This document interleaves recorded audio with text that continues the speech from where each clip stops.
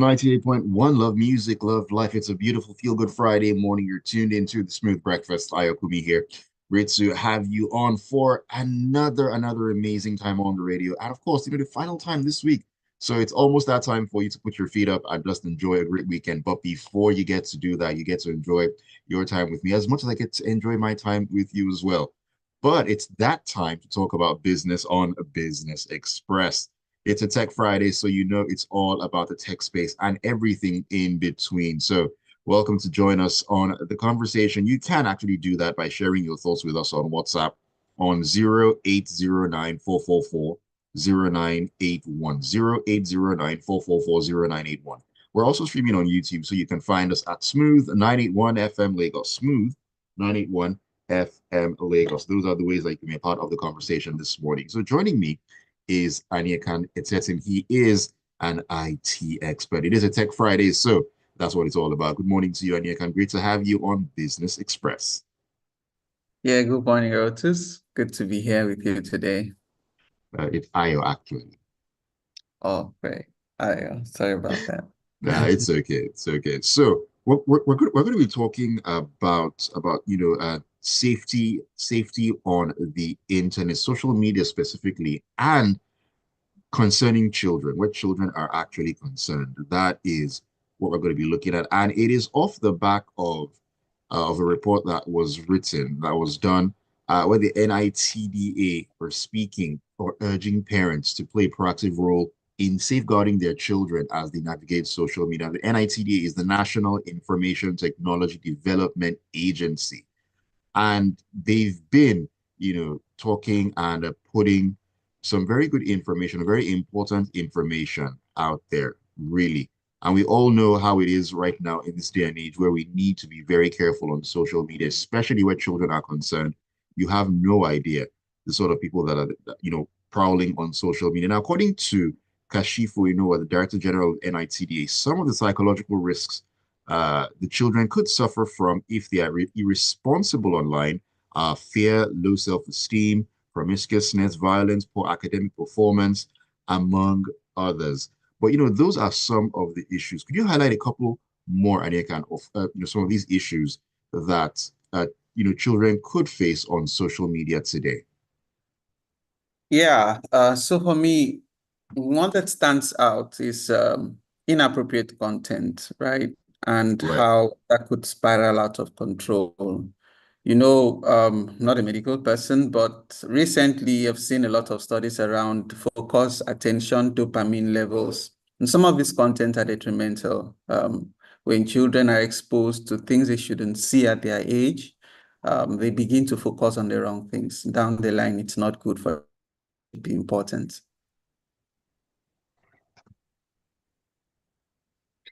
And then, yeah, cyberbullying is a very serious problem as Ah, well. Like yes. the NITDA CEO said, a lot of mental health issues come around because children are exposed to the wrong kind of words, expressions, activities, and behavior.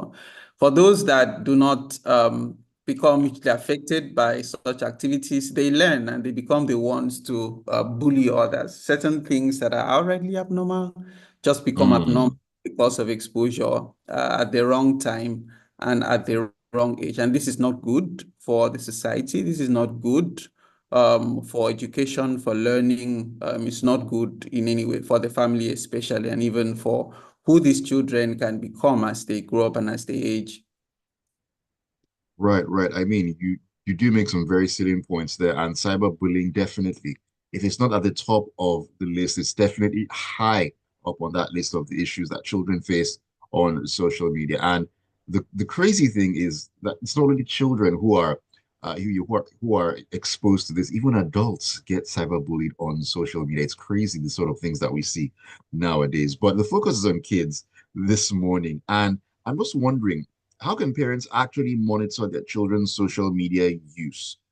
Is there a question of invading privacy? Because and like, we're both Nigerian. We know how it was when we were growing up. That this issue of invading privacy. Did you even have any privacy to invade? You live in my house. There is nothing like privacy. I'll take your door off. Those kind of things. I mean, does that even come to play here I mean, when parents want to make their children feel safe on social media, is there even a case for invading their privacy, quote unquote? Yeah, so this is a delicate topic. The question of invading privacy and children, and also depends on the age you're looking at. The age for what you categorize as a child can be broad, but yes, privacy concerns, privacy invasion can come up. And I think that a lot has to do with the relationship between the children and the parents. So Okay. generally, when it's late, it's reactive, when the parent is coming after the damage has been done, it's most likely that the child has already picked up on things they don't want to let go of, and they are having company that have influenced them beyond a certain level of control. So they don't want you to ask them questions, to tell them anything, to do this or to do that.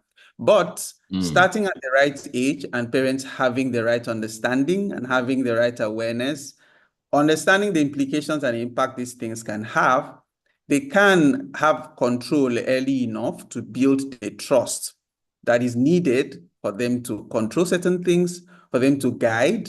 Like guidance is very important. Maybe better to true. go through that approach than to go through control, because children, they are growing up to have a mind of their own. They are going to sense instances where they feel like, oh, this should be me making my choices, even when they shouldn't.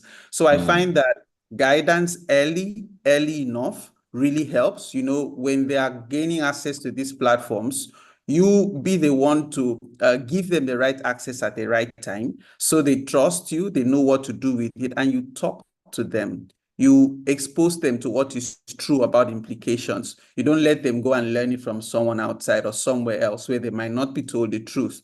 You build that environment of trust and communication where they ask you the questions. They tell you when they are treated wrongly. They tell you when they are seeing things they shouldn't be seeing, or they feel a certain way after they shared something with a friend. So parents really need to be aware, and they need to build the trust early, and they need to be in that position to guide. So when that happens, the question of privacy and intrusion is lowered, the walls are lowered, and there's more of a relationship where things can be shared and the right mm. guidance provided. I'm actually glad you mentioned uh, the right time, because that brings up the issue of, I mean, is there a particular age, a right age to actually give kids access to social media? Because an interesting development coming out of Australia, where the government will legislate for a ban on social media for children who are under the age of 16. Now, this was something that was talked about by Prime Minister Anthony Albanese. He mentioned it on Thursday. That was yesterday. You know, in what he called a world-leading package of measures that could become law late next year. So that being said, Australia know why they want to do that, which brings me back to, is there an appropriate age to actually give these kids access to social media? That goes to show the importance of these issues. I mean, for Australia to take a national stance on these things, it's something I've looked at and reviewed as well. I know that in the United States, there's a Children's Online Privacy Protection Act, COPPA, which sets that age at 13. So a lot of platforms, a lot of places, and a lot of countries adopt that 13 age. There are other ones, is the American Academy of Pediatrics, also adopts 13. There is World Health Organization and the others. So 13 is what you will find a lot. But for me, I would say maybe lift it a little higher, 15, 16, like the Australian government is taking. And not that you would wait for that age to grant access, but Okay. controlled exposure. Again, the question of timing. So what is beneficial at 5? What is necessary at 10? What do we do at 13? But definitely, like a full-blown open-ended access should happen somewhere from 15 and above. So, but in terms of recommendations worldwide, we find the numbers between 13 and 16. Okay, between 13 and 16. Now, that being said, bringing it back to the parents, now this is going to be a two-in-one question for you. Are there any, should I say, resources or tools or apps that can help parents protect their kids online? And what more, or how can parents even teach the kids about online privacy and data protection? Great. That's a question that I enjoy answering often. As an IT expert and IT professional, I get a lot of questions. I get a lot of requests for help. I get a lot of um, panic, questions, panic alerts that comes from, oh, this is happening, identity theft, oh, my child is doing this. The What can, gremlins. yeah. Oh, So the you question broke up of for a bit. You broke up for a bit. We didn't hear you from the beginning of your submission.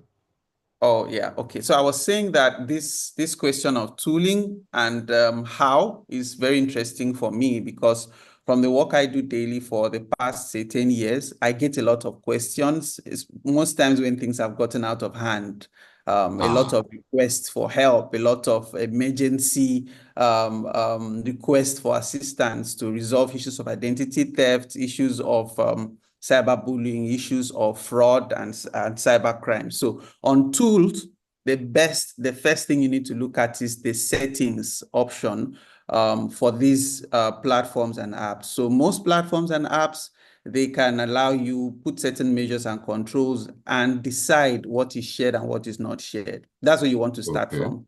because Facebook, Twitter, and even the Google suite of products, they have settings and options for control. So what kind of content are you seeing? You can block certain kinds of content. You can block out certain kinds of words. On Twitter, you can do that. On Facebook, you can do that. On almost Hmm. all social media platforms. So the parents, when you're handing devices or handing this platform, for whatever reason, you have to check these things because they are hidden in the settings and they are default, it's often overlooked. But that's what you want to check first because native to these platforms, that's the guarantee you have that they will be applied and they'll be effective.